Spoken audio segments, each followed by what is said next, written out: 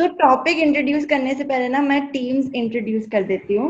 तो एक टीम जो है ना वो सिर्फ फादर्स की है और फादर्स में कंप्राइज होते हैं आशुतोष कानगो और अमित कानूनगो।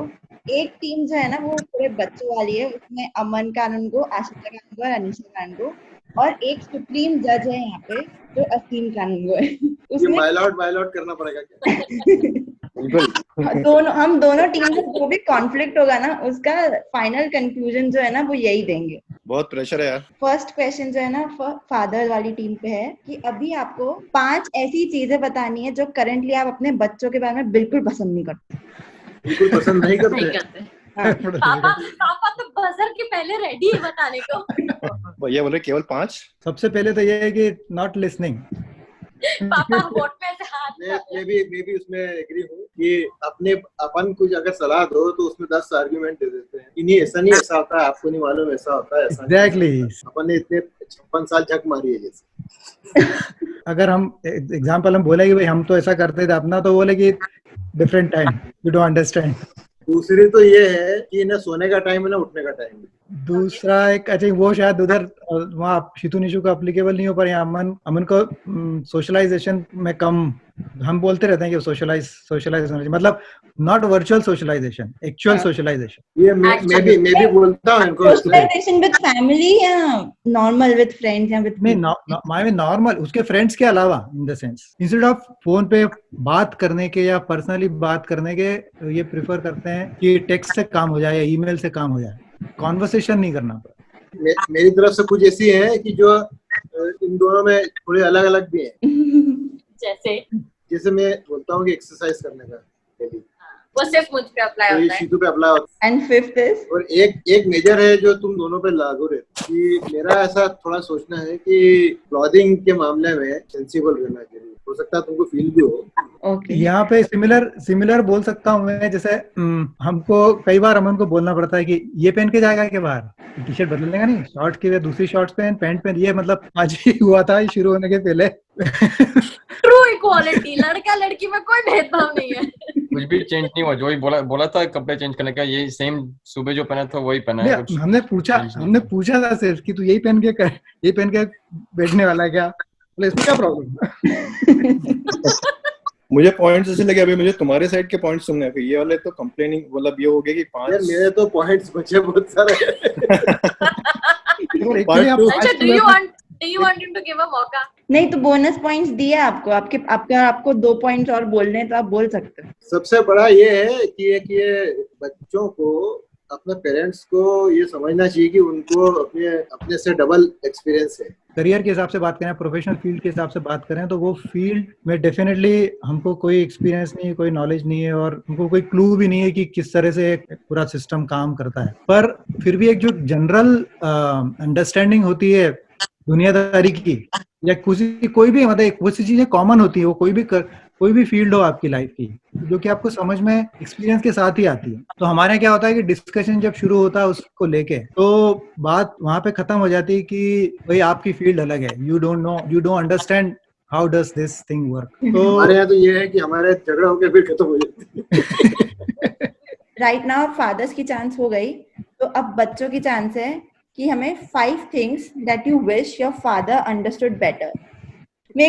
मुझे एक बहुत मैंने कॉमन चीज नोटिस करी है कि अब से मैं मेरे सारे दोस्तों के नाम विद फोटो आपको देने वाली हूँ, क्योंकि नहीं तो मेरे कोई दोस्त आते हैं और बोलते हैं ये कौन से दोस्त है। उनके सामने मैं क्या बताऊंगी कौन सा दोस्त है।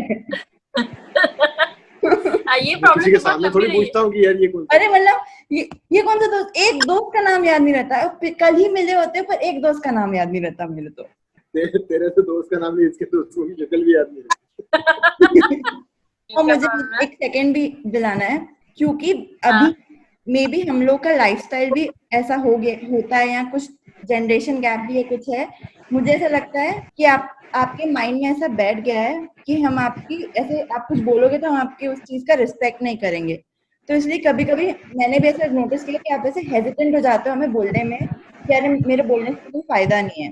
तो ऐसा मुझे लगता है कि उतना एक ट्रस्ट होना चाहिए अभी तक भी ऐसा मेंटेन, कि अगर आप कुछ बोलोगे तो भले ही वो सबकॉन्शियसली हम में रहेगा, भले ही हम उस टाइम पे रिएक्ट ना करें उसकी, वो प्रॉब्लम यहाँ भी है, वही सेम नहीं, प्रॉब्लम। मैं बोलने से जब हेजिटेट करता हूँ, जब मेरे को लगता है यार बच्चों को बुरा नहीं लगना चाहिए। मुझे एक प्रॉब्लम है जो आई डोंट नो, हो सकता है वो मेरे पर्सनल रिलेटेड ही प्रॉब्लम हो, कि मैं एज अ ह्यूमन बहुत ज्यादा इमोशनल ह्यूमन बीइंग, मेरे कॉन्वर्सेशन हमेशा इंटेंस होते हैं और मैं बहुत ज्यादा फील करती हूँ, तो मुझे बहुत क्विकली रोना निकलता है, बट मेरा रोना इज नॉट ब्लैकमेल, एंड वो मुझे बड़ी अखरती के पापा समझते नहीं कि मैं ब्लैकमेल नहीं कर रही हूँ, वो जस्ट निकल रहा है, तो पापा से मेरा रोना नहीं हैंडल होता है। तो वो मुझे सबसे बड़ी प्रॉब्लम है कि मेरे को रोने दो पर बात खत्म करो, चलते रहते जैसे चल रही है, that's just a release of emotions and energies. एक वो चीज है। दूसरा मुझे लगता है कि जब अपने पेरेंट्स अपने से बात करते हैं, तो why don't they realize, like why don't they take a minute and think how they were with their parents, मतलब they were also young ones, तो उनको समझना चाहिए कि मतलब अगर हम कभी उतावले हो रहे हैं या ऐसे हम ओवरवेल्म हो रहे थे, तो दे शुड थिंक हमारे मतलब ये लोग भी उस समय इनको भी या अभी भी इनफैक्ट अभी लगता होगा ना कई बार कि अरे यार ये पापा नहीं समझ रहे कुछ, इनको अपने पेरेंट्स के लिए लगता होगा, तो वैसा ही फीलिंग हमको भी वैसी रेस्टलेसनेस होती है, हेल्पलेसनेस फील होती है कि अरे यार पापा नहीं समझ रहे हैं हम जो कहना चाह रहे हैं। या अनीशा ने वही पॉइंट बोला था ना कि वो कोई भी दोस्त घर पे आता है तो फिर वो पूछते कि कौन है, तो मेरा उससे सिमिलर है पर थोड़ा सा डिफरेंट है। जैसे कि मैं कहीं बाहर जा रहा हूँ, अगर पूरे दिन निकले गया तो फिर वो पूछते कि किसके साथ जा रहे हो, किसके साथ मिल रहे हो। मुझे लगता है कि एक एज के बाद मतलब थोड़ा सा फेथ होना चाहिए कि कुछ गलती चीज नहीं करनी चाहिए, कोई क्रिमिनल के साथ कंस्पायर करने नहीं जा रहे हो, वैसे दोस्तों के साथ घूमने जा रहे हो, बताने की जरूरत नहीं कि चलो मैं कि इस पर्सन के घर जा रहा हूँ, मैं बोलना है कि मैं जा रहा हूँ फ्यू आवर्स के लिए बाहर हूँगा, मैं और आपको टेक्स्ट करूँगा जब मैं घर आऊँगा। ऐसे उसके पीछे इंटेंशन ये रहती है कि हम चाहते हैं कि हमको पता रहे कि तुम कहाँ गए हो, तो जस्ट इन केस कुछ प्रॉब्लम हो या कुछ भी इन्फॉर्मेशन हो, रहना चाहिए, तो हमको पता हो कि where to go find you.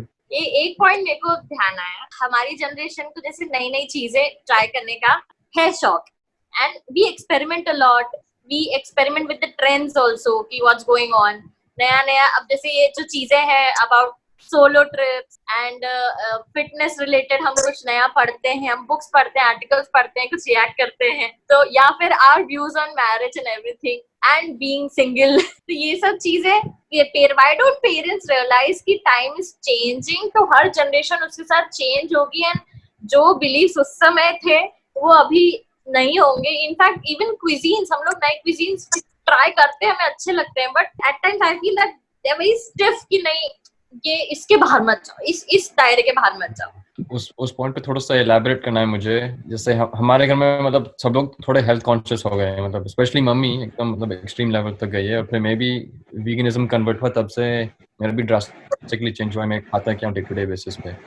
उसमें से मुझे लगता है कि पापा को भी थोड़ा सा ज़्यादा इम्प्लीमेंट करना चाहिए उसमें, मतलब कि खूब सारे बिस्किट्स आते हैं और शक्कर वाली चीज़, ऐसी चीज़ मैंने शक्कर मतलब ऑलमोस्ट कट आउट ही कर दी। मैं पूरा नेचुरल शक्कर लेता हूँ कोई भी चीज़ में, तो उससे मैं मेपल सिरप लेता हूँ, तो उसमें कुछ भी मतलब प्रोसेस्ड और ऐसे कुछ भी चीज़ें नहीं है, तो वो है। और फिर जो भी बिस्किट्स लेके आते हैं उनमें खूब सारे डेयरी भरा हुआ रहता है, और फिर मुझे दिखता है, मुझे टेम्पटेशन होता है खाने का, पर मैं खाता नहीं क्योंकि मैं वीगन हूँ, तो मुझे जमता नहीं कि ऐसी चीज़ें घर में आती है, तो समझ में नहीं आता कि अमन, इट्स थिंग लाइक 50 साल की आदत और 22 साल की आदत 50 साल की आदत मतलब बदलना थोड़ा मुश्किल ज्यादा हो जाता है। हाँ। पर थोड़ा पॉइंट बिल्कुल सही है कि पर हाँ, ये कि मॉडरेशन में हो तो फिर ठीक है। मेरा ये रहता है कि ठीक है मॉडरेशन में खाओ, पर एंजॉय करो। The food is one of the most enjoyable aspect of life. उसको सारे फ्लेवर्स को एंजॉय करो, किसी फ्लेवर को डिसरिगार्ड मत करो। एक तो there's another thing कि parents are quick to notice our bad habits, ठीक है, and they're quick to point it out to us, but जब हम लोग पॉइंट आउट करते हैं उनके बैड हैबिट्स, तो दे लाइक अरे छोड़ो ये कुछ नहीं होता, ये नहीं होता, वो नहीं होता। आई गेस ये टाइम का फैक्टर है। आई गेस जो 20s में जो जिस तरह से हमारा माइंड काम करता है, जिस तरह हम मेमोराइज कर लेते हैं फ्रेंड्स के नेम, वही चीज आगे ये प्रॉब्लम भी होती है, तो वो एक म्यूचुअल अंडरस्टैंडिंग वाली बात। It's just matter of time. नाम का तो ऐसा है कि मैं खुद अपने दोस्तों के नाम भी याद नहीं रख पाता। एक बार देवास से हम लोग आ रहे थे, राजेश साहब के साथ, मुझे याद है राजेश साहब ने मुझे विजय नगर में उतार दिया था। उन्होंने कहा था, मैं नहीं बोला था कि मैं यहाँ से मैं चले जाऊँ, मैं अपना जाने के साधन ढूंढ रहा था, इसी बीच एक मोटरसाइकिल आके रुकी। उठती है और वो बोलती है और कहाँ जा रहा है, क्या हालचाल करके ऐसे उसने पूछा, और कहाँ जा रहा है, मैंने घर जा रहा हूँ। बस चल बैठ गया उसकी मोटरसाइकिल। तमाम बातें घर आते आते तक हो गई कि ये कहाँ है वो कहाँ है, मैंने कहा ये ऐसा है, मेरे को बात करते करते हम लोग 5-10 मिनट में घर पे आ गए। वहाँ उतारने के बाद में मैंने उसको बोला, मैंने कहा तू आ अंदर आ। मैं नहीं यार, मैं बात तू आना पहले। मेरे से बोलता कहाँ आएगा वही रहता है ना तू तो मैं बोला कहाँ रहता हूँ वो बोलता है मेरे से, सही सही बोल, तू मेरे को पहचाना ही नहीं है नाम बताने के बाद याद नहीं आया तो मुश्किल हो जाए फिर तो। एक्चुअली तो सबसे पहली बात तो ये है कि आज के टाइम की इतना बेनिफिट है कि इतना कम्युनिकेशन भी होता है। मतलब हमारे टाइम में इतना जो कम्युनिकेशन हम कर पा रहे हैं इतना भी नहीं होता। अपन इतना भी नहीं बोल पाते थे कि आप नहीं समझ पा रहे हो, मतलब वहां तक तो बात जाती नहीं थी। तो एक पॉजिटिव पॉइंट ये है कि ये कम्युनिकेशन हो रहा है। पर आगे मुझे लगता है कि एक पेशेंस वाली बात है, बात समझने वाली है एक दूसरे का। हम शायद बहुत जल्दी इम्पल्स में आ जाते हैं, दोनों जनरेशन की बात करते हैं, नॉट जस्ट हमारी, पर एक कॉमन एक पेशेंट डिस्कशन होना चाहिए कि आप अगर एक दूसरे के अगेंस्ट भी जा रहे हो तो सामने वाले को पॉइंट एक बार सुन लें कि वो उसका रीजन क्या है। तो अब वो जानने के बाद आप जाएंगे, पता लगेगा कि वो चीज आप एक जैसे ही सोचते हो, जस्ट एक सिचुएशन अलग है जो हमने देखी होंगी, वो तुम देख रहे होगे हमने नहीं देखी होंगी। जब हम छोटे थे तब आप लोग like how much of yourself did you see in us? मेरा तो किसी में कुछ भी नहीं है अमन जब छोटा था तब मोर टुवर्ड्स अचला और उसके मामा का मामा जैसे वो सकने नहीं है ना, मस्ती खोरे और ऐसे जोर से बात करना, किसी से भी बात करना, खूब आउटगोइंग टाइप। पर जैसे जैसे वो बड़ा होने लगा उसके बाद he become more like me, थोड़ा इंट्रोवर्ट, थोड़ा कम बोलना। और ये ट्रांजिशन मैंने देखा है उसमें कि मेरे को था ऐसा सपना तो नहीं बोलना चाहिए, मेरे को ऐसा लगता था कि कुछ ऐसा होना चाहिए कि जो कि not like out of the world, कुछ चीज ऐसी होना चाहिए कि जो अपन कर सकें, जो कि स्टैंड आउट हो एकदम से भीड़ में से। तो वो मैं चाहता था कि अमन में कहीं ना कहीं दिखे। शुरू थोड़ा टाइम के लिए लगा था, पर अभी नॉट एनीमोर। तो अभी मेरे को अभी भी लगता है वो कि स्टैंड आउट की फीलिंग की किसी को कोई अच्छा कोई सिंगर को सुना या किसी अच्छे ऑरेटर को देखा तो कहीं ना कहीं मेरे को ऐसा लगता है कि यार काश मैं भी ऐसा कर पाता। वो मैं कभी लगता था कि यार अमन मैं नहीं हो पाया कभी उतने लेवल पे, शायद अमन पर अभी बहुत थोड़े टाइम के लिए लगा था। हाँ मुझे भी मतलब ऐसे आई गेस एकदम हाई पॉश और वो फेम वाली लाइफ कभी में बहुत ज्यादा इंटरेस्ट नहीं था। मतलब अगर कुछ मैं कर रहा हूँ रेगुलर जॉब और उससे समहाउ नेचुरली आए तो फिर ठीक है, पर मतलब सिंगर डांसर और लोगों के सामने कुछ बोल रहा हूँ कुछ कर रहा हूँ ऐसी चीज़ मुझे कभी ज्यादा इंटरेस्ट ही नहीं था। तो मतलब नेचुरली आया तो ठीक है, पर अदरवाइज उसको मैं चेस नहीं कर। कौन आ गया? मानसी की एंट्री सेकंड हाफ में, मानसी की एंट्री हो गई। मुझे पिंकू चाचा से क्वेश्चन है कि हाउ मच ऑफ दादाजी डिड यू सी इन चाचा जी एंड पापा? गुड क्वेश्चन यार, पॉन्डरिंग करने वाला क्वेश्चन है, पर पॉन्डर करते करते बोलता हूँ। मुझे एक्चुअली दोनों में ही एक अलग अलग तरह के पापा के पॉइंट्स दिखते हैं। प्रोफेशनल साइड में बबलो या पापा में मेरे को काफी कुछ सिमिलरिटी दिखती है। जिस तरह से पापा एक फॉर्म और स्ट्रिक्टली एक प्रिंसिपल के साथ जो करते थे जॉब अपना, वो मेरे को बबलोइया में भी दिखता है। बुल्लोइया में भी वो पापा के वो इसको वर्ड में बताना शायद मुश्किल होगा, लेकिन मेरे को काफी सारे पॉइंट्स दिखते हैं जो एक सोचने का ढंग या कुछ बताने का लॉजिकली या कुछ बताने का तरीका जिस तरह पापा बताते हैं वो बुल्लोइया में भी देखा है। लॉजिक के साइड एक पॉइंट को रखना। और अब मुझे वापस से पापा लोगों से क्वेश्चन है कि जब हम लोग स्कूल में अच्छा परफॉर्म नहीं करते थे तब आप लोग का ऐसा माइंड में होता था कि ऐसा फील करते थे अपने बारे में कि आपने हमें इतना स्पेस दिया है कि हम स्कूल में अच्छा परफॉर्म नहीं कर रहे तो हम आपको आके सीधे बोल सकते हैं कि अब हम फेल होने वाले हैं या नई पढ़ाई हो रही है? मेरे साथ क्या होता था कि मेरा परफॉर्मेंस तो हमेशा सही रहता था, तो इसलिए उससे तो तुम्हारा हमेशा बेहतर ही रहा है, तो ज्यादा मेरे को दिक्कत चिंता नहीं करनी पड़ी। चिंता नहीं करनी, मेरे को यही लगता था कि अच्छा कर रहा है थोड़ा सा। तो तुम ज्यादा डाउन हो जाते थे, तुम खराब करते थे, तुम भी ज्यादा डाउन हो जाते थे, मेरे से ज्यादा तुम डाउन हो जाते। हमारे यहाँ पे शुरू में हाई एक्सपेक्टेशन थे।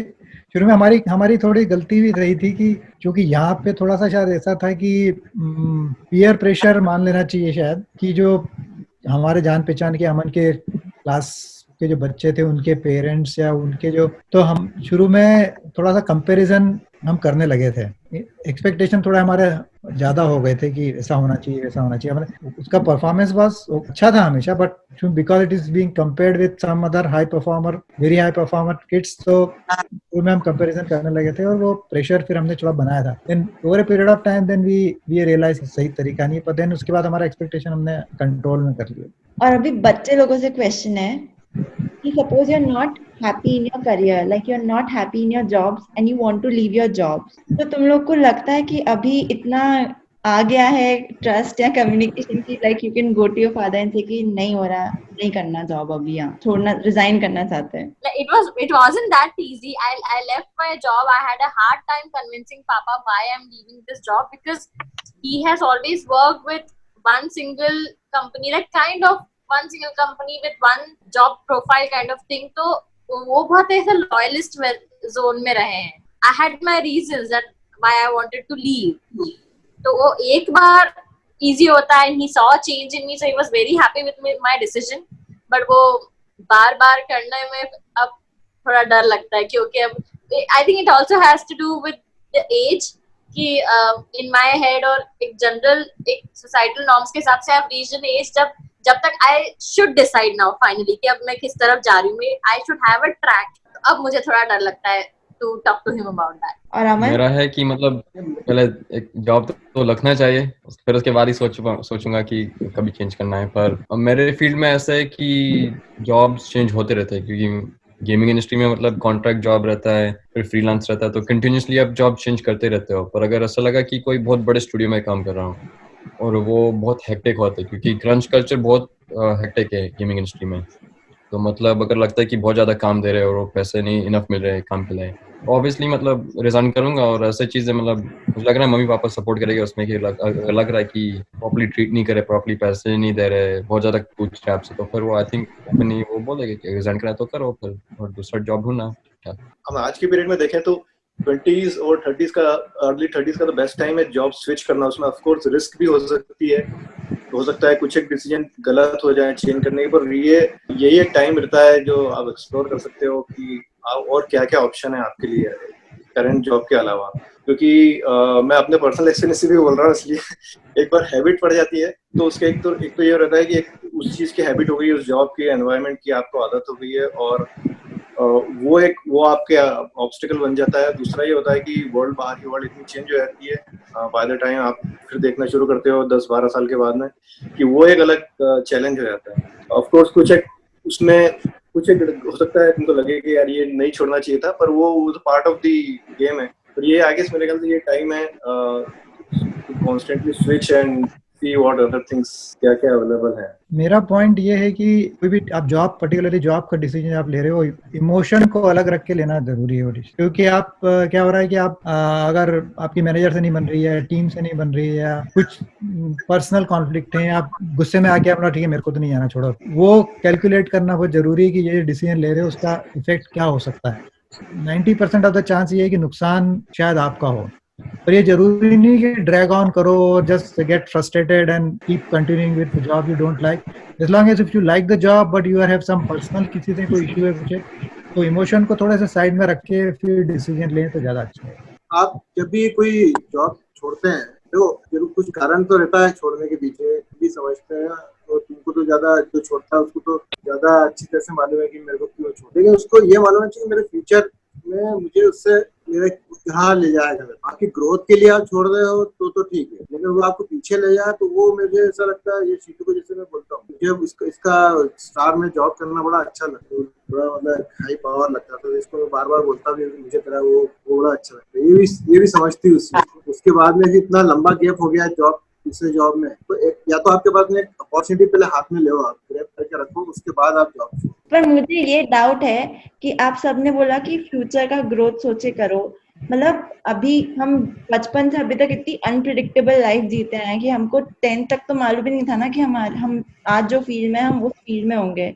तो अब हम वो जॉब में ऐसा फ्यूचर कहाँ से सोच ले कि हमारा क्या फ्यूचर रहेगा, क्या ग्रोथ रहेगा। तो कुछ भी हो सकता है कंपनी में। अभी जैसे अभी पैंडेमिक चल रहा है, इतने ले ऑफ्स हुए, अगर हम तब सोच के चलते तो भी अगर वही कंटिन्यू करते हो सकता है आज हमारा भी ले ऑफ हो ही जाता, तो मतलब हम बैक टू जीरो ही हो गए ना। वो अलग चीज है, वो अनअवॉइडेबल सर्कमस्टांसेस की बात अलग है। आप क्या जितने दिन अपन आइडल बैठते हैं ना, जब अपने पास काम नहीं रहता उस समय अपना वो ये टाइम अपना जो खोते हैं अपन, ये समय अपना जो अपन लॉन्ग पीरियड में जब बहुत आगे जब सोता है, जब अपन पीछे मुड़ के जब देखते हैं, जब अपने को ये लगता है कि अपन ने ये लूज किया है, कहाँ लूज किया है उसमें ये है कि लेकिन जैसे आप जो 2 साल या जो भी समय जो लॉस होता है ना आपका, तो वो इट्स नॉट 1-to-1 मैपिंग नहीं है उसका कि आपने 2 साल अगर लूज हुए तो नेक्स्ट 2 साल में आपको रिकवर कर लो। वो 2 साल को to get back to that level आपको 5 साल 10 साल कुछ भी लग सकते हैं। Loss in the sense back to square one पे नहीं आते हो आप। अगर 2 साल आपने देर से शुरू किया तो यू आर 2 years बिहाइंड, ऐसा नहीं होता। You go at least 4 or 6 year behind. तो उसको वापस आपको जीरो पे आने में जो टाइम लगता है ना, वो फिक्स नहीं है। थोड़ा सा ये जरूर हो सकता है कि थोड़ा फ्रस्ट्रेशन हो या थोड़े टाइम ऐसे एनवायरनमेंट में काम करना पड़े जो कि कंडीसिव नहीं हो और जो आपको पसंद नहीं हो। बट आप अपने खुद के पर्सनल ग्रोथ के हिसाब से या पर्सनल इंटरेस्ट के हिसाब से सोचो तो शायद ओवर ए लॉन्ग टर्म वो आपको फायदा ही पहुंचाए। मोस्ट लाइकली तो आजकल की जनरेशन जो है वो वही काम करती है जो कि उनको पसंद है। अपने घर में अपन देखें तो सभी बच्चे वही कर रहे हैं जो कि they want to do and they love to do. तो उस केस में भी ये होगा कि आपको 100% ऑफ द टाइम ऐसी सिचुएशन नहीं मिलेगी कि आपको आपके पसंद का ही काम मिले। हो सकता है थोड़े समय आपको ऐसा करना पड़े जो आपको बिल्कुल पसंद नहीं। तो उस समय अपन थोड़ा अपने इमोशन को कंट्रोल में रखें और ऐसा डिसीजन न लें जो कि आपको आगे ले जाने के बजाय काफी समय पीछे ले जाए। दूसरा क्या है कि अपन जो भी जॉब कर रहे हैं उसमें ये भी देखें कि इसमें इस जॉब में अपने क्या प्रोस एंड कॉन्स देखें, मतलब कि दूसरा मिलेगा तो उसमें अपने को क्या इससे बेहतर मिल सके। और रिस्क तो डेफिनेटली लेना ही। ऐसा ये नहीं कि आपको रिस्क नहीं लेना। ये तो एज है आप तुम लोगों की कि risk low and don't be afraid of failure. But जब रिस्क लो तो उसमें कैलकुलेटेड हो। ओके, तो मुझे नेक्स्ट क्वेश्चन पिंक से है कि अभी आपने दोनों टीम्स का पॉइंट सुना, तो उसके अकॉर्डिंग आपको क्या लगता है कि एक कौन सी एज होनी चाहिए कि इस एज तक जो है बच्चे उनके फादर्स पे डिपेंडेंट हो सकते हैं? अच्छा, डिपेंडेंट एज इन लाइक उनसे सजेशन से गाइडेंस लेना या योर फाइनेंशियली या everything? Emotionally as well as financially. मुझे लगता है कि इमोशनली डिपेंडेंट तो नहीं बोलूंगा, लेकिन इमोशनली अवेलेबिलिटी वाली बात हो तो वो तो मुझे लगता है कभी नहीं रुके तो ये अच्छा है। ये वाला पॉइंट भी आता होगा कभी बच्चों में कि 20s में आने के बाद क्योंकि हम शेयर तो करना चाहते हैं पर ऐसा तो नहीं है कि उनको स्ट्रेस होगा। बट आई गेस कि ये फाइनेंशियल डिपेंडेंस वाली बात तो हर कोई फाइनेंशियली इंडिपेंडेंट होना चाहता है, तो कोई वो बाय चॉइस डिपेंडेंसी नहीं होती है। तो और होती है तो मुझे लगता है इसमें कोई बुराई नहीं है, मतलब अपने क्लोज वंस ही रहते हैं इस पे आप कर सकते हो। तो मुझे नहीं लगता है कि ऐसा कोई एज लिमिट इन चीजों की है लगानी चाहिए हमको कि बस क्योंकि वो अननेसेसरली आप प्रेशर डाल रहे हो अपने आप पे कि मुझे अब तक ऐसा हो जाना चाहिए या इंडिपेंडेंट टोटल हो जाना चाहिए, क्योंकि आप एफर्ट्स तो कर ही रहे हो। दैट वही मैटर करता है। क्योंकि मैंने मेरे फ्रेंड्स लोग को देखा है, वो लोग अभी भी मतलब एक तो बॉम्बे में रह रहे हैं, वहाँ का रेंट भी मैनेज कर रहे हैं, पर उनको ये लगता है कि उनको उनके फादर से रेंट के पैसे लेने में भी बहुत ऐसा शर्म आती है, और मुझे नहीं आती। पर मुझे अच्छा भी नहीं लगता उनके सामने ऐसे बोलने में कि मुझे नहीं आती, क्योंकि मुझे ऐसा लगता है कि मेरे आसपास ऐसे लोग हैं जो बिल्कुल भी डिपेंडेंट नहीं होना चाहते उनके पेरेंट्स पे किसी भी तरह से। इनफैक्ट ऐसा उनको ऐसा लगता है कि अब हमारी एज है कि हमको करना है पेरेंट्स के लिए। मतलब उनके माइंड में ऐसा मेंटल ब्लॉक चलता रहता है कि अभी मेरे पापा का रिटायरमेंट आ रहा है तो मुझे इतना कमाना है। मैंने मेरे आसपास हमेशा लोगों को ऐसे ब्रैकेट सेट करते देखा है, तो उसकी वजह से ऐसे मुझे भी डाउट होने लग जाता है खुद पे कि अरे मतलब मैं अभी तक क्यों डिपेंडेंट हूँ। आई थिंक वो थोड़ा बहुत आपके प्रिविलेज पे भी डिपेंड करता है फॉर श्योर। हर किसी के पेरेंट्स इतने एबल भी नहीं हो पाते हैं कि परपेचुअली करते रहे फाइनेंशियली मतलब सपोर्ट करते रहे बच्चों को।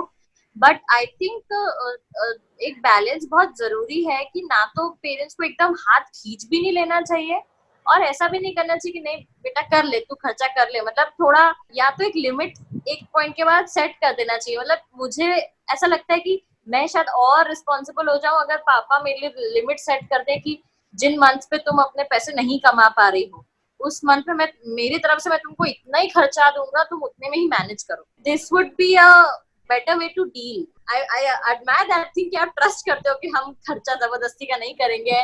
The parents की भी responsibility कि they will be available to support financially if there is a need. और बच्चों को भी ये एक सेंस ऑफ रिस्पॉन्सिबिलिटी होना चाहिए कि उनका उस सपोर्ट को वो सीरियसली कंसीडर करें. कि खुद में भी अपन जैसे अपने में एक सेल्फ रिस्पेक्ट का अपने को मालूम रहता है कि अपने अपना सम्मान अपने हाथ में रहता है, तो वो अपने को मेंटेन रखना है कि यार मैं कब तक ये करूंगा या करूंगी, कब तक डिपेंडेंट रहूंगा. तो वो अपना अपन ना खोले अपने आप में, अपने खुद से. पेरेंट्स तो हमेशा साथ रहेंगे, पेरेंट्स तो बच्चों की वो कभी भी सहन नहीं कर पाएंगे कि यार वो कष्ट में ये, वो तो सपोर्ट करेंगे इसे, लेकिन अपने को अपना सेल्फ रिस्पेक्ट के हिसाब से खुद में लगेगा वो, तो वो उसको बैलेंस रखना जरूरी है. तो उसमें उनको खुद को मैनेज करना पड़ेगा, ये डिसिप्लिन खुद को ही लाना पड़ेगा. उसमें आप शांत पट्टी भी कर सकते हो, like how I used to do it कि पापा तो आउट ऑफ लव थोड़े पैसे भेज दिया करते थे, बट एट दैट पॉइंट मैं अच्छा कमा ले रही थी, मेरे खर्चे निकल जाते थे, मुझे स्ट्रेस नहीं था. मैं ऐसे पापा के सारे जो पापा पैसे भेजते गए वो मैं धीरे धीरे एफडीज में कन्वर्ट करती गई, इन्वेस्ट करती गई. तो मेरी आज जो सेविंग है वो पापा के भेजे हुए पैसे को बढ़ा बढ़ा के वो सेविंग्स होती गई है. अच्छा, अभी मेरे पास ना कुछ सिचुएशंस हैं, आपको बताना है कि जब हम बच्चे थे तब आप उस सिचुएशन पे कैसे रिएक्ट करते हो, अब जब हम बड़े हो गए तब कैसे रिएक्ट करोगे. ठीक है, तो सिचुएशन नंबर 1 है कि जब बचपन में या टीनेज में हमें किसी की हम दोनों के लड़के थे और अमन के लिए किसी लड़की से बात करते देखते थे, तो आप कैसे रिएक्ट करते थे जब हम बचपन में थे. बचपन में, टीनेज में अगर हम किसी लड़के से किसी से आप हमको बात करते हुए देखते तो आपका रिएक्शन पहला क्या रहता था? उस मामले में मैं तो बहुत ओपन था. मैं तो टीनेज में क्या, मैं तो बुढ़ापे में भी अच्छी लड़कियों से सब खुल के बात करता था. मुझे उससे कोई फर्क नहीं पड़ता था. और अभी लड़के और लड़कियों में मेरे को कोई उससे कोई फर्क, पर मेरा ये सोच अभी भी रहता है कि आपका किसी के भी प्रति जब अपने लाइफ पार्टनर बनाने के लिए झुकाव हो, तो उस व्यक्ति में आपको अपना फ्यूचर देख लेना चाहिए कि यार मैं कितना अच्छा मेरा जीवन रहेगा, ये देखना बहुत जरूरी है. कोई रिस्पॉन्सिबल नहीं होना चाहिए, वो केयरलेस नहीं होना चाहिए, वो बाकी चीजों में जो भी आपने वो ठीक लगे वो वैसा होना चाहिए. हमको आई डोंट नो, कभी ऐसा कुछ लगा नहीं कि ऐसा कुछ डिफरेंट अलग होना पाया है. मैंने बैंड छुपाया है ताकि नहीं हो. अभी अगर किसी लड़की, इनफैक्ट हमको उसको प्रॉम्प्ट करना पड़ता है कि जा बात कर उससे. अगर मुझे लगता है कि मतलब कुछ कनेक्शन नहीं है, कुछ वायबल ऑप्शन नहीं है, और मैं सोचता भी हूँ कि अगर मेरा जॉब कैलिफोर्निया में लग गया तो फिर मैं अभी क्यों कुछ रिलेशनशिप शुरू करूँ. मुझे आई थिंक अपनी फैमिली कुछ ज्यादा यूनिक है. आप पेरेंट्स आर लाइक बेटा जाओ अच्छे लोगों से रिलेशनशिप्स रखो, and kids are like I don't want short-term relationship. I want long-term. पापा मैं भाग के शादी नहीं करूंगी, मैं खुश नहीं हूँ. रिलेशनशिप कोई भी हो ना, तो मेरा है कि उसमें वो नहीं होना चाहिए, डोमिनेंस नहीं होना चाहिए किसी का भी, कि एक डोमिनेंट एक पर्सन है, दूसरा जस्ट सबमिसिव है, और just because you like that person or in love with that person so much, you are just either keep dominating or keep getting dominated. आप इन्वॉल्व होने लगते हो, शादी हो जाती है, चलो आप लॉन्ग टर्म रिलेशनशिप में आने लगते हो, तब वो चीज बाहर आने लगती है और फिर वो रिलेशनशिप को स्पॉइल करना शुरू कर देती है. आज की रात पूरी जागने में जाएगी. रिग्रेट तो मिस्टेक हो जाने वाली. अपने बारे में अपना जो भी फ्यूचर रहता है, अपना जो भी पास्ट रहता है या अपना प्रेजेंट रहता है, अपन ही उसके रिस्पॉन्सिबल रहते हैं. अपन उसके लिए अपन किसी तीसरे व्यक्ति को अपन उसको ब्लेम नहीं कर सकते. सारी चीजें अपने कंट्रोल में हमेशा रहती है, चाहे बच्चे हो, चाहे बूढ़े हो, चाहे जवान हो. जब अनिशा पॉडकास्ट प्लान कर रही थी तो हमें लग रहा था कि बहुत ज्यादा मस्ती और वैसा होने वाला, गिव एंड टेक, और यहाँ से आप कुछ बोल रहे हो हम उसको निगेट कर रहे हैं. आई थिंक ये पॉडकास्ट के बहाने हम लोग पहली बार सब बैठ करके एक सिविलाइज्ड कॉन्वर्सेशन कर रहे हैं. Like this has turned conversational, something I never expect. I think एक बहुत अच्छी अपॉर्चुनिटी मिली सबको एक्सप्रेस करने की. तो अदरवाइज मेरे को नहीं याद कि कभी हमने एक दूसरे को इतना ओपनली एक्सप्रेस किया होगा कभी. ऐसा हो रहा है कहीं पे निगाह है, कहीं पे नीचे.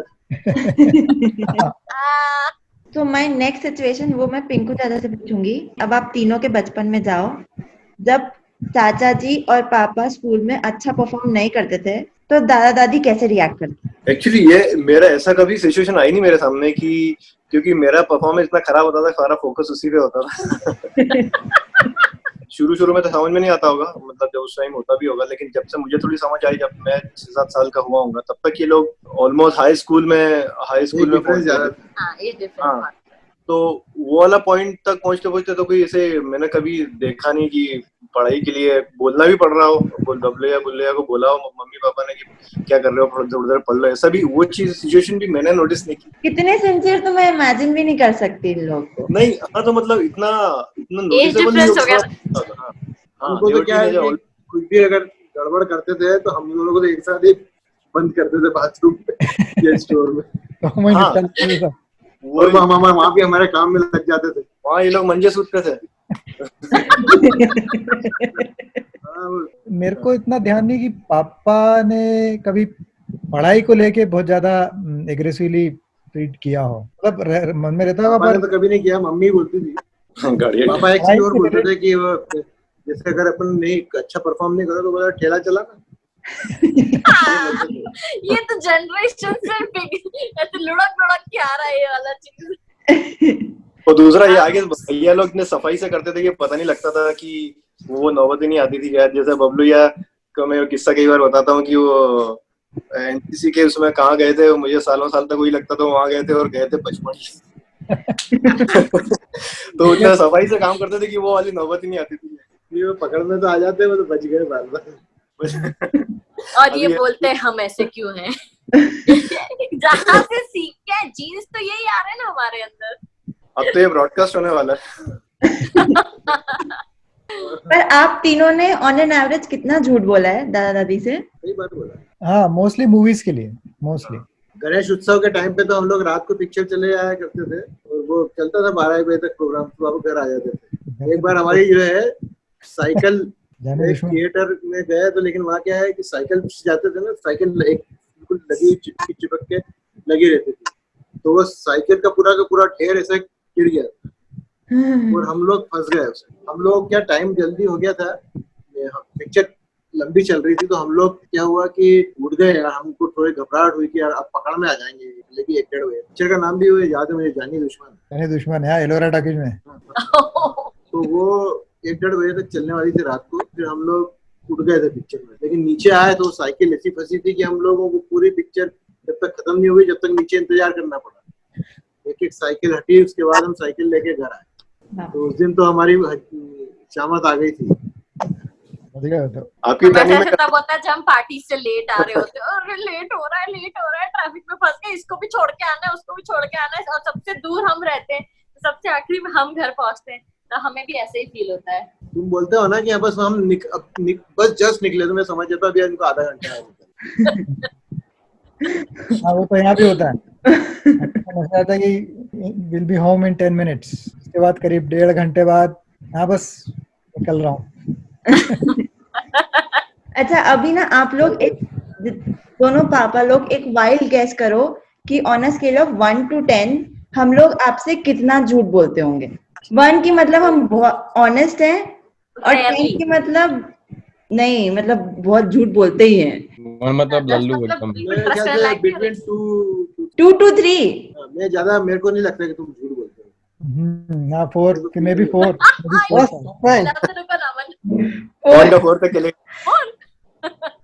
ओके, अमन का पकड़ा जाता है। अब सब बच्चों से क्वेश्चन है कि on a scale of 1 to 10 हम सच में कितना झूठ बोलते हैं? 7 to 8। 7 to 8। इतना ही बोला होगा। I can count on my fingers. I remember कि मैंने कब झूठ बोला है पापा लोगों से, सब पापा से, तो I can say 2. Oh shit. Hello Anisha. 11 है क्या? Yes अनिशा। मैं सोच रही हूँ, बता दी कि मैं बताऊं? मेरे को लग रहा है कल से इस घर में रहने को मिलेगा भी कि नहीं। नहीं, पर मुझे मालूम है कि अनिशा कहाँ झूठ बोल रही है।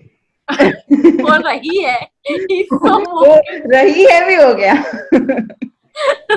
इसलिए भैया उसकी झूठ नहीं है, मतलब वो मतलब अभी बोला नहीं। चलो कम से कम जब तक एक ही चीज के बारे में लग रहा है तब तक ठीक है।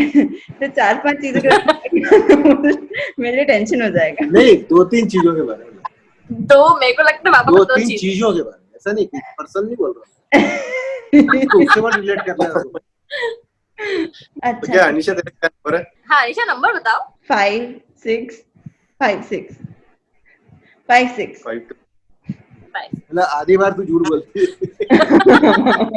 अब नेक्स्ट क्वेश्चन भी सब बच्चों से है कि ऐसा कभी बचपन में हुआ, अगर तुम बचपन में अपने पापा को किसी सुपीरियर या किसी बॉस से डांट खाते देखते, तब तुम उनके बारे में क्या सोचते?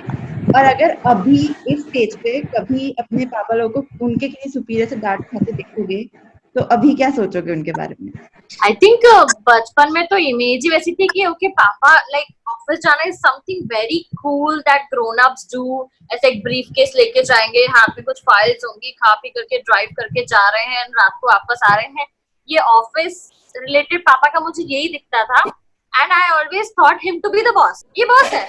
But when I was a grown up and मैं खुद भी जॉब कर चुकी थी एंड आफ्टर दैट पॉइंट एक पॉइंट ऐसा था जब मैं पापा के साथ बहुत लंबे समय यहाँ रह रही थी एंड मैंने पापा को ऐसे फोन पे बात करते समय जी सर, जी जी, मतलब किसी को जी बोला और सर बोला, उतने में मेरी हटली ये क्या है। मेरे लिए बहुत शॉकिंग था वो, इवन एट एन एज जब मैं समझती हूँ कि वर्क कल्चर क्या होता है, कैसे होता है, हर बॉस का एक बॉस होता है, बट स्टिल वो एक पापा का एक इमेज होता है ना कि हमारे पापा is like the top most, उनके ऊपर कोई हो ही नहीं सकता है। एंड वो इमेज बड़ी ब्रेक होती ना तो बड़ा शॉक लगता है, बहुत शॉक लगता है। मेरे एक्सपीरियंस में मतलब ऐसे सिनेरियो शायद आया नहीं है जैसे कि कभी पापा को बॉस से डांट पड़ रही है, ऐसे कुछ मुझे कभी याद नहीं ऐसे कुछ हुआ है। मतलब मुझे मालूम था कि मतलब होएगा कि उनके कुछ और सुपीरियर मैनेजर हायर ऐसे कुछ होएगा उनका, पर डांट के नाम से कभी नहीं देखा है। पर मतलब अगर अभी ऐसे कुछ देखा तो लगे कि हाँ मतलब सबसे मिस्टेक तो होती है, तो अंदर की कुछ बहुत लाइक लेडी बॉस होगी तो मुझे कुछ भी मतलब गुस्सा नहीं आएगा, मतलब कुछ थोड़ी छोटी मोटी गलतियां मतलब चलो ठीक है। चिल है यार अमन। अनिशा का क्या आंसर है?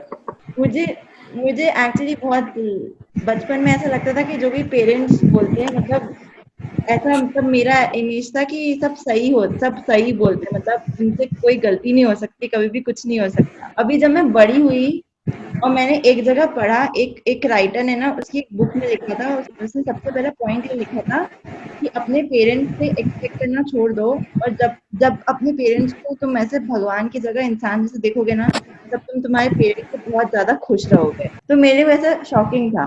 और सर वाला तो मैं ऐसी थी कि तब मेरे को गुस्सा आ गया था कि अरे ऐसे कैसे किसी को सर बोल दिया, तो उनको सब सर बोलेंगे। ये नॉर्मल रिएक्शन है क्या अभी पेरेंट्स के साथ में कोई भी या कोई भी क्लोज वन के साथ में कोई अगर रूडली किसी को बात करते हुए देखोगे तो वो तो थोड़ी ऑड लगेगी। आई मीन किसी और को भी देखोगे तो ऑड लगेगी, पर अपने पेरेंट्स को अगर देखेंगे, आई मीन किसी भी एज में, अगर वो अभी की एज में भी अगर तुम ऐसा देखोगे तो वो थोड़ा ऑड ही लगेगा, खराब ही लगेगा। अच्छा, बचपन में आप दोनों कभी हम बच्चों को छोड़ के ट्रिप पे जाना चाहते थे कि अरे बच्चों के साथ नहीं जाना, अभी अलग जाना है हमको? यार उस टाइम पे तो इतना नहीं था, मतलब आज के समय होता तो जरूर। और आज के समय लगता है तो छोड़ो। अब तो तुम खुद ही छूट गए।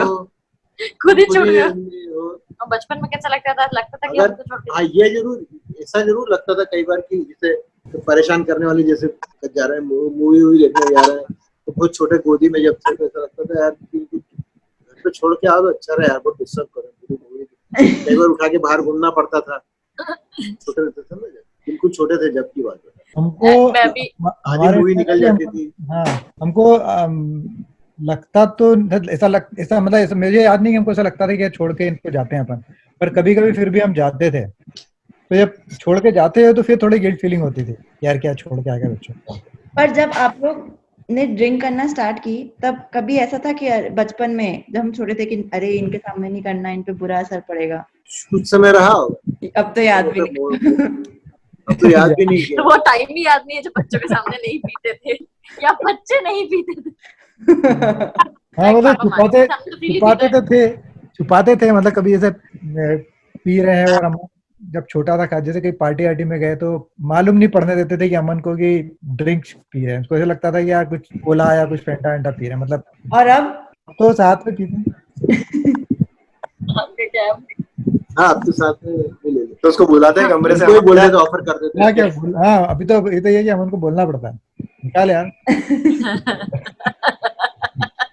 अच्छा, एक लास्ट ये क्वेश्चन है, मतलब एक पासिंग टिप्स है कि आप तीनों को जाते जाते ना 3 पैसे बचाने की टिप्स, 3 करियर टिप्स और 3 रिलेशनशिप टिप्स देते हुए जाना है। फाइनेंशियल का तो बेसिक है कि आपको अपना शुरू से पहले दिन से उसके प्लानिंग करके चलना चाहिए कि आप टारगेट फिक्स कर लो कि इस लाइफ में हमारा ये चीज होगी, हमको जरूरत होगी, उसके हिसाब से अपने जो भी अपने कैपेसिटी है उसमें सेव करके रखो, लेकिन अपने एंजॉयमेंट में कमी नहीं आने देना चाहिए। उसमें क्या है कि आदमी जिम्मेदारी निभाते निभाते एक ऐसी स्टेज आती है कि वो पैसा तो उसके पास रहता है लेकिन वो बहुत डल टाइप का हो जाता है। रिलेशनशिप का तो मेरा तो ये है यार कि रिलेशनशिप, वो ओपन रिलेशनशिप कोई काम की नहीं होती, जीरो हो जाती है अपनी लाइफ, और वो फिर अपने को फ्रस्ट्रेशन जिंदगी में देती है। कोई रिलेशनशिप का एक उसको समय रहते टाइम से उसका नाम देना बहुत जरूरी है। ये सब बेफिजूल बातें हैं कि अपन अकेले जिंदगी जी सकते हैं। मैं 3 साल अकेले जिंदगी जिया मैं जानता हूँ कि कितनी जरूरत रहती है अपने को अपने लाइफ पार्टनर। करियर का तो है ही यार, करियर की तो अपन ने काफी बात कर ली, बस उसमें ये है कि उसमें समय गंवाना है, समय के वैल्यू रखो बस आप। पापा की एक्चुअली तीनों ही चीजों के लिए time is the common factor for career, finance and relationship. क्योंकि मुझे भी मालूम है कि मैंने कहाँ वो खोया है, लेकिन मुझे ये भी मालूम है कि मैंने ये इस समय पे ये किया तो उसका मुझे लाइफ टाइम एडवांटेज मिला। तो वो दोनों चीज होने की भी मालूम है और पाने की भी मालूम है, उसके आधार पे बोल रहा हूँ। तो फाइनेंशियल टिप्स तो जैसे बबलू ने बताया कि सेविंग करो, इन्वेस्टमेंट करो, वो तो ही सही। दूसरा मेजर पॉइंट मैं इसमें ऐड ये करना चाहता हूँ कि जब आप खर्चा करते हो, कोई भी चीज एक्सपेंडिचर भी करते हो, उस एक्सपेंडिचर में अगर आप दिमाग में रखो, कोई भी चीज खरीद रहे हो आप जाके, तो उसमें आप ये रखो दिमाग में कि ये वर्थ है कि नहीं। वर्थ इन द सेंस कि उसकी वैल्यू से नहीं, उसकी यूटिलिटी से, कि आपने कोई चीज खरीदी, आप उसको कितना यूज करने वाले हो। आप उसको जाके, जैसे आप मॉल में गए, वहां पे आपको कोई $100 की चीज आपको वहां पे उस दिन अगर $20 में मिल रही है, तो आपको लगेगा कि अरे तो बहुत बढ़िया बार्गेन है, खरीद लो इसको। बट अनलेस आपको वाकई में उसकी जरूरत है, तो ही आप अगर उसको खरीदते हो, तो that's a worth for that. तो दैट अगर वो डिसीजन आप प्रॉपरली लेते हो कि आप वही चीज खरीदो जो वर्थ है और जिसकी आपको जरूरत है, जिसका कि आप यूज करने वाले हो।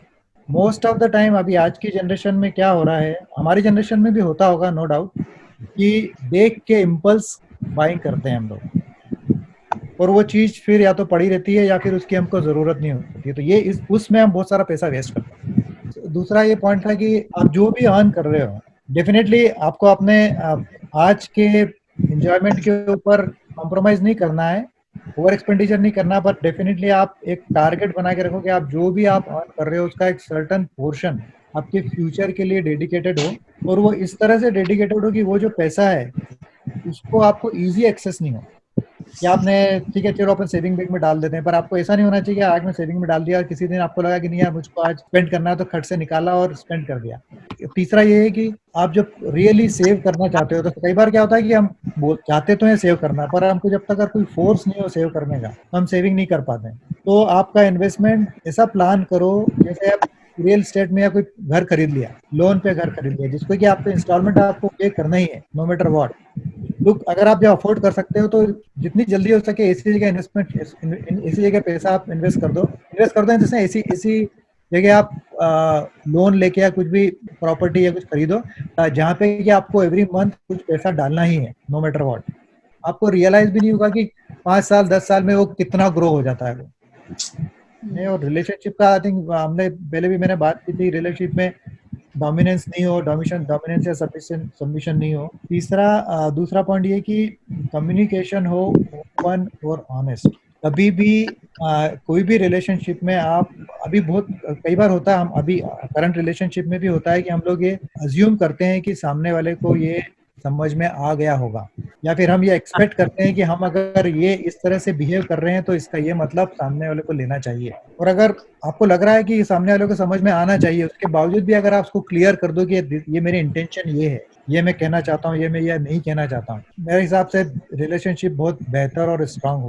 करियर में भी आई थिंक अपन ने कुछ पॉइंट ऑलरेडी टच किए हैं कि करियर में डेफिनेटली ये होगा कि आपको जो चाहते हो करो, डेफिनेटली जो चाहते हो करो, बट कई बार क्या होता है कि हमारी प्रायोरिटी हो दो प्रायोरिटी, मतलब आपको जीवन जीना है तो you definitely need money to survive, और एट द सेम टाइम आप चाहते हो कि हम वो करें जो हमको पसंद है। पर कई बार क्या होता है कि आपका पैशन और आपकी सर्वाइवल नीड वो मैच नहीं कर पाती, और मे बी मेरे को ऐसा बोलना चाहिए कि दो can not happen at the same time.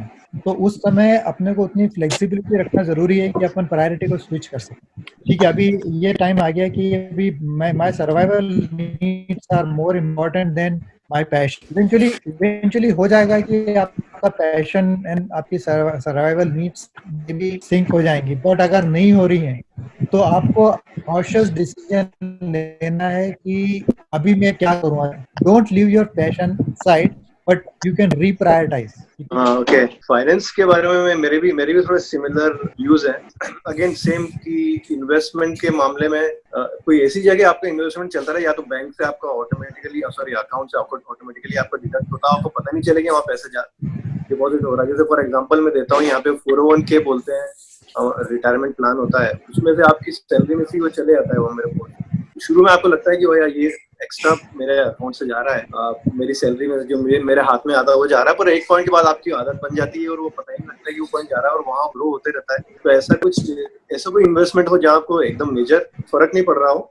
Relationship में मैं ये बोलना चाहूँ कि आप जितने भी डिसएग्रीमेंट में हो, एक मतलब कॉमन एक वो होना चाहिए कि आप सुनना चाहते हो पूरा पेशेंस के साथ, सामने वाले का पॉइंट आप पूरा सुन रहे हो। नहीं तो क्या होगा कि फिर वो पॉइंट कभी शेयर नहीं होंगे। डिसएग्रीमेंट में अगर आपको वो रिस्पॉन्स बहुत ज्यादा इम्पल्सिव होगा तो फिर आगे फिर वो डायलॉग की गुंजाइश नहीं रहेगी। लोग बोलते हैं कि फाइटिंग बहुत अच्छी होती है रिलेशनशिप के लिए, पर पर्सनली मैं एग्री नहीं करता हूँ उसको। मैं बोलता कि एक डायलॉग कम्युनिकेशन हो सकता है वो फॉर एंड अगेंस्ट वाला टाइप का कम्युनिकेशन, लेकिन वो ज्यादा जरूरी है। फाइटिंग में मुझे लगता है कि आप कई बार कुछ ऐसी चीजें कह जाते हो जो उस टाइम आप हल हो जाती है, लेकिन फिर बाद में आपको किसी दूसरे पॉइंट पे वो चीजें आपको बॉदर कर सकती। तीसरा था कैरियर में मेरा भी वही है कि वो जो ब्रोकन रिकॉर्ड है, अपन बोलते हैं ना कि जो चॉइस का जो या क्लोज हो आपकी चॉइस का, वो वैसे ही काम करो। वो बात आपको समझते तो हमेशा हो, लेकिन वो हिट बाद में 40s नहीं होती है। तो वो चॉइस रखना मेरे को लगता है कि अगर आपको शुरू में अभी से ऐसा मोल्ड करते रहो, आपको टुवर्ड्स 20s में 30s में उस सभी डायरेक्शन में आप छोटे इम्प्रूवमेंट अपने करियर में लाते रहो कि आपको आप उससे बहुत दूर ना रहो। जो आप करना चाहते हो और जो आप कर रहे हो उससे बहुत ज्यादा दूर, डिस्टेंस तो रहेगा, एग्जैक्टली मैच तो नहीं करेगा। और मुझे लगता है कि जो पैशन है वो भी आपका पार्ट ऑफ द जॉब जैसे ही अगर आप अपना उसका रूटीन में ले आओ, अगर आगे से वो रूटीन में जब आ जाता है तो आगे जाके वो रूटीन में बना रहता है, तो आपको पैशन साइड बाय साइड चलते रहता है। अपन बहुत बात के लिए छोड़ देते हैं पैशन तो, और आपकी वर्क लाइफ इतनी ज्यादा चेंज हो जाती है, बिजी हो जाती है, आपका फोकस इतना चेंज हो जाता है कि वो बहुत फिर ओकेजनल चीज हो जाती है पैशन आपके लिए। तो वो लगता है कि पैशन की भी थोड़ी एक हैबिट जैसी बनी रहेगी, तो वो आपके साथ साथ में चलते रहेगा और वो स्ट्रेस रिलीवर का भी काम करेगा। और दूसरा, हाँ, एक चीज कैरियर में ये बोलना चाहता हूँ कि मैं हमेशा सोचता था इक्वल लेवल पे काम करूँ। मतलब मैं बॉस और मैनेजर इसमें बिलीव नहीं करता था पहले। अपने शुरू के करियर में सोचता था कि बॉस मैनेजर सभी को एक लेवल पे काम करना चाहिए। तो वो अगर वो पॉइंट रखते हैं तो फिर आप वो उस पोजीशन पे जाने की कोशिश भी नहीं करते। तो वो अगर मुझे लगता है कि वो चीज आपको ध्यान रखना है कि अपन अपने ऐसा सोचते हैं, लेकिन बाकी दुनिया वैसे नहीं चलती है, तो वो ग्रो होती है। तो आपको कहीं ना कहीं आप अगर इक्वलिटी में बिलीव भी करते हो तो वही चीज साथ लेके आपकी अपनी पोजीशन को कहाँ एक लेवल ऊपर जा सकते हो, वो चीज अगर आप उसमें एफर्ट करते रहो, उस पर भी ध्यान रखो कि आप हो सकता है आप काम बहुत एंजॉय कर रहे हो। आप जैसे जो भी तुम काम कर रहे हो वो एंजॉय, आपको किसी को मैनेज नहीं करना पड़ रहा। कई बार वो बहुत अच्छा भी लगता है कि एक एक्स्ट्रा प्रेशर नहीं, आप अपने काम में फोकस कर सकते। लेकिन अगर वो साथ साथ में आपको ग्रो भी करना हो तो वो चीज भी पॉइंट रखो साथ में।